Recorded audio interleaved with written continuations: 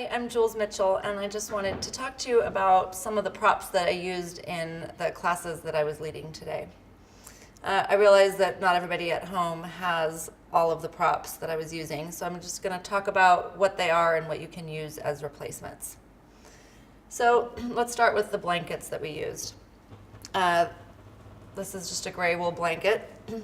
This is a Manduka blanket. Manduka is a company that sponsored us and supported us with the props. But you can use any blanket that you have laying around the house. Wool blankets are nice because they're not slippery, so they hold their shape. But really, if you're looking for some support, use anything that you find. If you're in a hotel, you can use any of the sheets or the comforters. They generally have extra blankets as well. So if you're traveling, you'll find something that you can use as well. My only suggestion with the blankets are that you fold them neatly. If you fold them in a messy manner, you end up with lumps and bumps, and then it's not comfortable. The support that you get wouldn't be as relaxing and wouldn't be balanced and even. So it's worth it to spread the blanket out and make nice clean folds before you use it for your practice. The next prop that we have is called a bolster. It's really just a big pillow. This is a pretty standard shape. It's a flat rectangular bolster. You can get them at yoga stores. You can get them round or oval.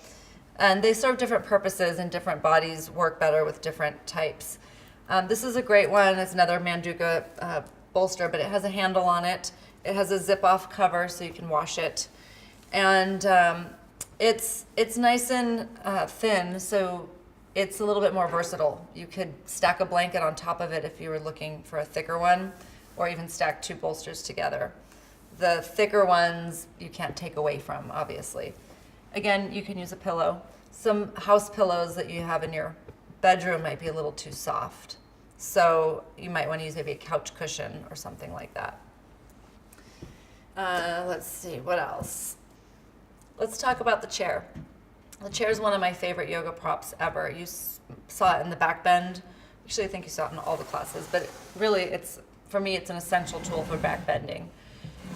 We just don't back bend a lot in daily life, and so it's better to do a support when you're first learning. This is just a $10 office chair. It's a folding chair, and it had a metal back in it, and I just had the back hammered out.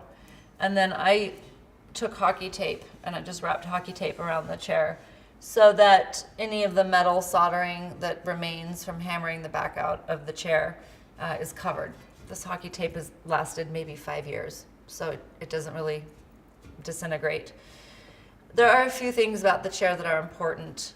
It doesn't have a squishy cushion. There are some out there that do. Those can work, but it doesn't have the same effect. The hardness of the surface has benefits. Also, it's a pretty sturdy chair, meaning when I pick it up, it doesn't fold in. As you notice, we sit inside the chair sometimes backwards, and we lean over them or step on them, and if it folds easily, if it collapses easily, it's not really a safe yoga tool, yoga prop. So I would just check to make sure that it's a sturdy chair. And then the final thing to really note is that there's a rung on the back, but not on the front. And again, it's not essential. You can get some chairs that have it in the front as well.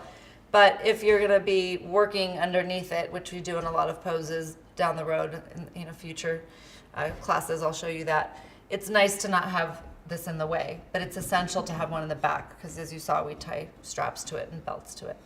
But that's really it. You can also find online chairs specifically for this purpose, or you can make your own, like I do.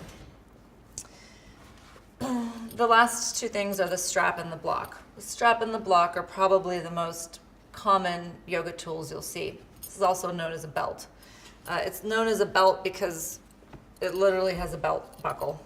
It doesn't have the little notch inside, but you take the tail end, run it through the side that's closer to the belt itself, and then loop it over, and you have a tight seal.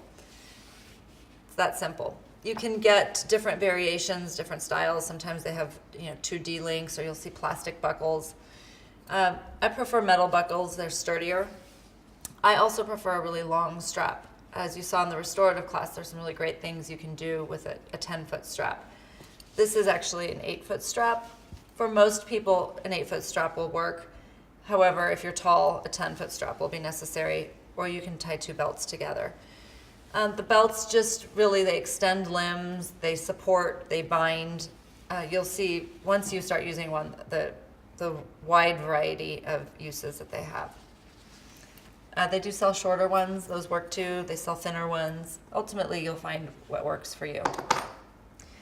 And then the final prop, probably the most popular yoga prop, is the yoga block, also called a yoga brick.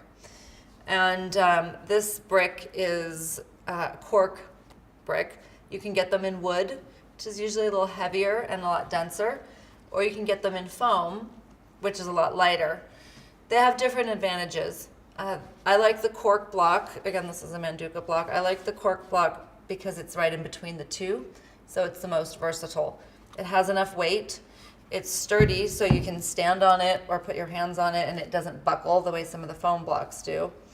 And it's not too heavy, where if I'm asking you maybe to hold it between your legs in a handstand, where it becomes cumbersome and difficult to manage. That's what the foam blocks are nice for. So the cork blocks are a nice in the middle of the road yoga prop. But as you saw, its purpose is to maybe bring the floor up to you, provide support, bring awareness to areas of the body, just changes the dynamics of the pose. The uses are really unlimited, and again, the more you practice and the more you use them, the more you'll find uses for them. And that's pretty much it. Those are the props that we used in the classes. I encourage you to go out, get some of your own props, and use them in your practice, and let us know how it works. Thanks.